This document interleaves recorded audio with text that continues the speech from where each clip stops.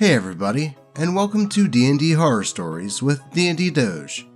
In today's video, we have a story about how what was possible roleplay in a game of Dungeons & Dragons may have been misconstrued as an in-real-life insult that resulted in PvP.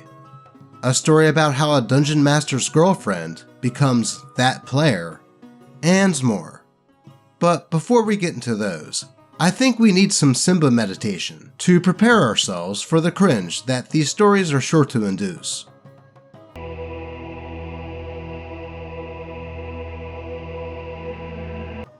There we go.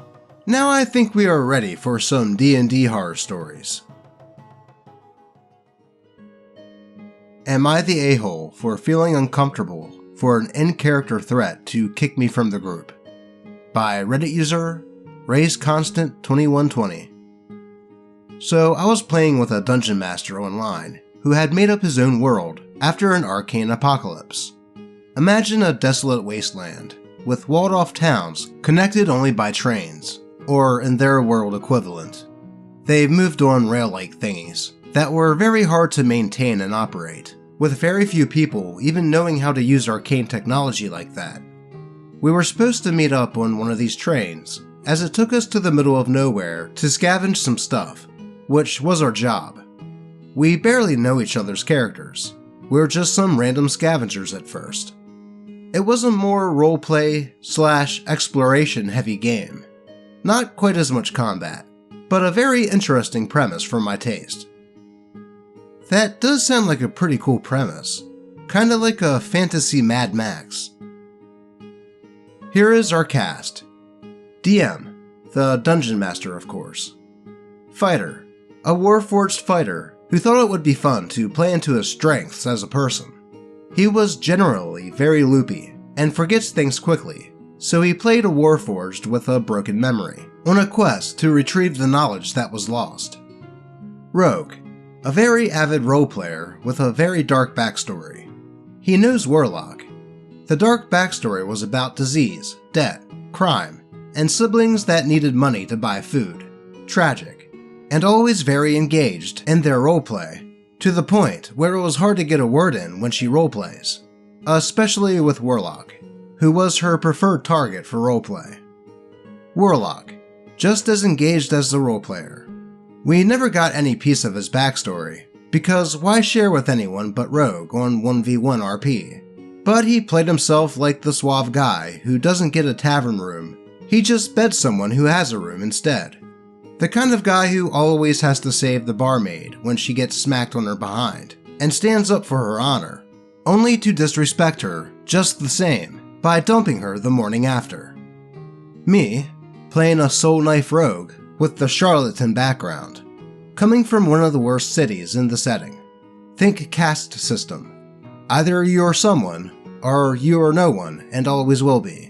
After having double-crossed his mentor, landing him in jail before making off with the profit. Although, I played my character as an honest person. I never once lied to the party or NPCs about what I was doing. When I asked a guard about the nearest apothecary and was asked why I was looking for it, I told him, quote, to rob the place of course, which I was, obviously, not taken seriously for. I mean, which idiot would ask a guard for the way to a shop, admit to wanting to commit a crime, and then commit said crime in his downtime, especially unarmed? Wink wink, soul knife. I would, with disguise and forgery kits respectively. So we start the game. It's business as usual, until we get to our first time in the city, and I commit said crime out of session time. The Dungeon Master lets us have some hours of downtime each time we rested in the settlement. I, being a good player and a quote, honest rogue, shared the profit with the party in the form of potions and gold that I had made with the help of a contact that I learned from via Thieves' Cant. I wasn't an idiot who would walk around with stolen medicine. I stole the ingredients and gold, things that were quick to use and hard to keep track of. In character, none of the players knew where it came from, and when asked, I would reply, "An acquaintance of mine made them for us," which, strictly speaking, was the truth. This is important for later. I gotta say, I also like the concept of OP's character. An overly honest thief that basically hides in plain sight. We move on with our day and get to overhear a commotion near the train stop. One of the outposts further down the rail thingies got attacked by monsters. Smelling some coin, our scavenger party offered our aid and weaponry to help the understaffed and undergeared guards out, and we head off. No more monsters to be seen, and we investigate. A little bit of combat where we have to use the potions that I requisitioned to help NPCs and save ourselves. The session ends, and off-screen roleplay in the written Discord channel happens between me and Rogue about backstory things. It was pretty good roleplay too. Things are friendly with the party so far. Off-screen downtime ensues at the outpost that was attacked. I draft up some forgeries and pretend to have an order from guards at insert place that's pretty far away for them to provide us with supplies. With what looks like a request form I have seen while talking to the guards and playing dice with them, letting them win, naturally, to get them talking. I literally use sleight of hand to make myself lose. I never once said that I was with them or that I was collecting for them. I only said, "I have this slip for you," which was not a lie. I was really sticking to this character I made, being a charlatan without lies on his lips. I collect some healing potions from them with a stupidly good forged form, a 27 on the forgery kit check, and naturally supply the party with them. We didn't have a healer or anyone who could actually heal, so potions were the only way, and I made sure we had a steady stream of them coming in, because even if there weren't that many combats, they usually were pretty rough. When asked where I got them from, I told them I handed in a request form and got it from the quartermaster, which again is not a lie. It's exactly what I did. Again, in character, nobody knows I was scamming and stealing around, and I always shared both gold and other items with the party. Our investigations lead us into an underground tunnel to where the monsters have gone, and we meet one of them. They look like they are being eaten alive by disease, as described by the dungeon master, and at this point, combat with one of them ensues. From the damage alone, it was pretty clear. We're not supposed to win this. We fight the thing, and Rogue goes down, because melee Rogue. I run up to her and pick her up, and run her to the exit of the tunnel, to a place with a bottleneck, making sure the monster can't attack the down Rogue, only me, until I can administer a potion. Then, Warlock yells to me something along the lines of, "You better get Rogue out of here, and if Rogue doesn't survive, I will hunt you down like the rat you are." Okay, rude. Combat ends by escaping and telling the guards what we found. The session ends, and text roleplay ensues in Discord.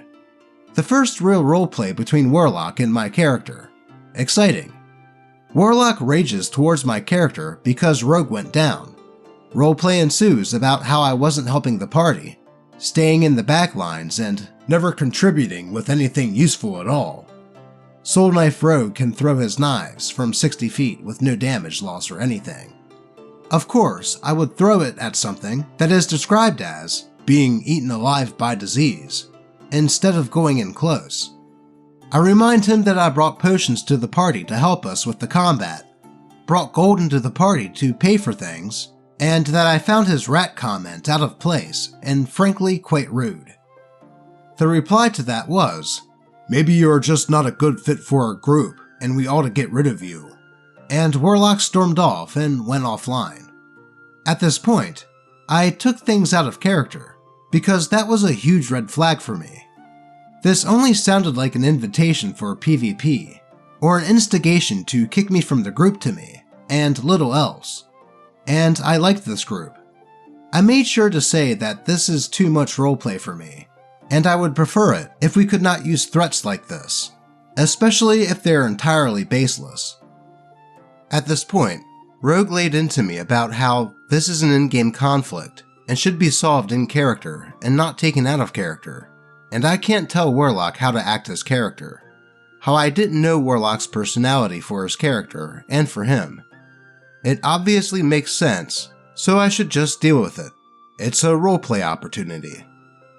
I replied by saying that I wasn't comfortable with the threat out of character, and that I didn't need his personality to tell that his accusations made no effing sense. Imagine, you know this guy for about 5 days. He shows up with potions free of charge, in a world where all resources are precious as F, to keep you healthy during your dangerous jobs. Money to pay for supplies, food, and lodging, all by legitimate means as far as you can tell. I have been rolled insight multiple times, and the Dungeon Master rules that I was telling the truth, since I did in fact never once say anything that was untrue about my crimes. I got the potions made by an acquaintance of mine, or I got them from submitting a request form, and nobody ever questioned me opening up my wallet to pay for things. With better questions, they would have gotten better replies. Saves one of your groupmates from a monster by pulling them away and posing themselves in between them and the monster, using themselves as a living shield. And you yell at them that they better keep the person that they are already protecting with their life, or you would hunt them down like a rat.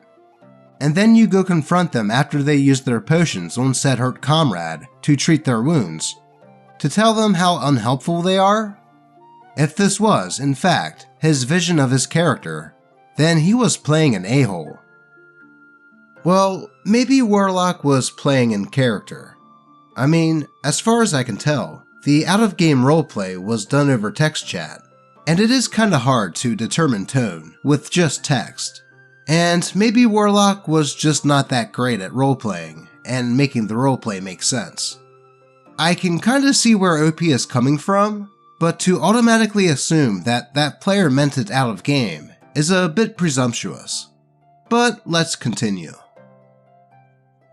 More arguing ensues, between me and Rogue that is, and it ends when Warlock joined the next day, telling me that I'm a bad player for not recognizing when things are meant in character and not out of character, and that I killed his awesome roleplay setup by getting uncomfortable. Now I would say Warlock is getting a bit too aggressive about what may have just been a misunderstanding, and I would say to call what he roleplayed as a quote great setup is a bit of an overstatement.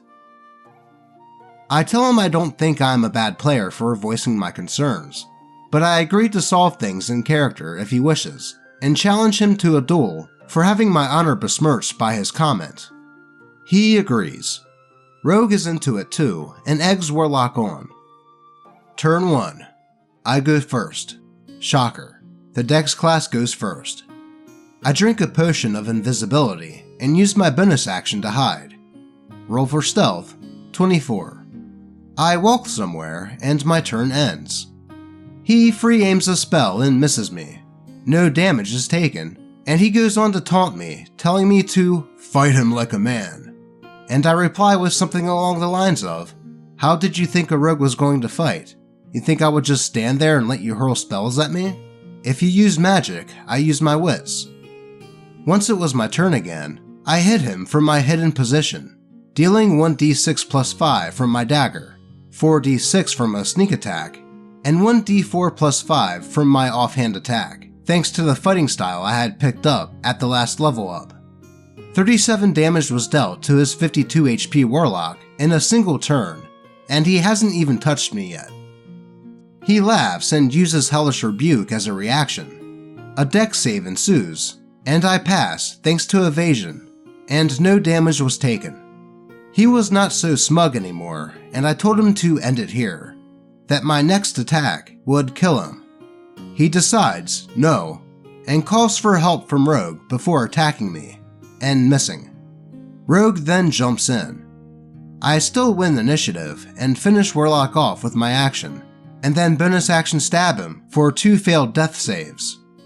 Rogue dashes towards me, but doesn't quite reach. I attack him again for another 2 failed death saves. Warlock is dead, and now it's Swashbuckler versus Soul Knife. Or not, because Loopy Fighter finally decided, hey, this is a duel, he lost. back off, and Rogue wasn't in it for the 2 versus 1. We ended the session, and needless to say, Warlock and Rogue weren't happy about the outcome. The campaign kind of died because both of them ended up leaving us, but I still play with Dungeon Master and Loopy Fighter in a different campaign. The world is the same, but the game is different. And now, we have different characters, though I still kind of missed my honest-to-God Rogue. Am I the a-hole in this situation? Did I do something wrong here? How do you feel about threats like that? Well, that is one heck of a story, but before I give my full thoughts, OP did post a rundown of how the duel was supposed to work in the comments, so let's take a look at that. Maybe I should have clarified this in my post a bit better, that there were rules to the duel we had established beforehand. 1. The duel is 1v1, weapons of choice. 2. The duel ends on first blood. We took the bloodied condition from older versions of DnD as a measure for that. Go to less than 50% of HP and it was supposed to be over. With Warlock and Rogue both having a 1d8 for their hit die, it felt fair. 3. The duel was in a designated area to avoid levitate and or fly shenanigans, and give everyone a fair shot. But there was higher and lower ground one could play with. We just didn't get to that because he chose not to move, and I chose to move less obviously to avoid getting myself hit by an obviously incoming AoE spell. 4. There had to be neutral witnesses for the duel to make sure that the outcome was respected. Rogue and NPC 1 for Warlock, and Fighter and NPC 2 for me. Mainly fluff, but it was meant as an in-game anchor to remind the loser of the outcome, so players and NPCs could attest to how things went. My first hit had already ended the duel, with the rules that we had established. Instead of ending it, he chose to react with Hellish Rebuke. I warned him that my next hit would down him, though he didn't end it and chose to attack. I attacked back, and he went down, and I thought that was that. But then, Rogue jumped in. At this point, 3/4 of the rules of the duel were broken, and I treated it as open hostility, because that's what it felt like. It didn't seem like the duel meant anything, so I went for the kill. As far as him knowing my backstory goes, I had a charlatan background and came from a city across the wasteland to the east. He was a folk hero from an island to the south. The city we were at was smack in the center of the map. We arrived there and met not even a week ago, so his knowing anything about my backstory was highly unlikely, especially since he refused to share any of his story with anyone, apart from Rogue, because, quote, he doesn't trust us enough. Which is funny, since Rogue supposedly was a local, so he had met Rogue just about a week ago as well, but somehow, Rogue was more trustworthy. So, is OP the a-hole here? I would say no, but I would say that he is one of the a-holes here. First, I think OP could have misconstrued Warlock's text-based roleplay as an out-of-game insult when Warlock said that maybe OP shouldn't be part of the group. And it didn't help matters that Warlock disconnected from the chat right after saying that, so I can kinda see how OP thought it was meant for out-of-game. Though Warlock isn't innocent in this either, as he went on to insult OP out-of-game for not recognizing his, quote, amazing roleplay setup. And I agree with OP that it wouldn't make much sense for Warlock to be angry with OP's character after OP saved Rogue, in which Warlock cared for. I think perhaps they should have all sat down and figured things out above table before resorting to in-game PvP. But that is how things happened. Now, should OP have outright killed Warlock after downing him? Normally, I would say that that was an a-hole move.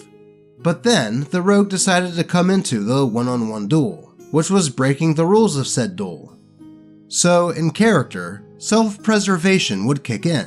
so OP's character would want to eliminate one threat before dealing with another.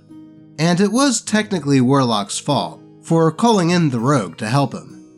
Thankfully, the fighter player decided to have his character step in to put a stop to things before OP killed the rogue too. If I was the dungeon master for all of this, I would have given an option for a way to bring back Warlock, as it just sounds like things got really out of hand, and everyone was getting a bit too heated over nothing. But alas, it just sounds like Warlock and Rogue decided it would be better to ditch the game after that. Thankfully, it sounds like OP, Fighter, and the Dungeon Master are still playing in that creative world that the Dungeon Master had built. But in my summation, I think everyone aside from Fighter was a little bit of an a-hole in this story.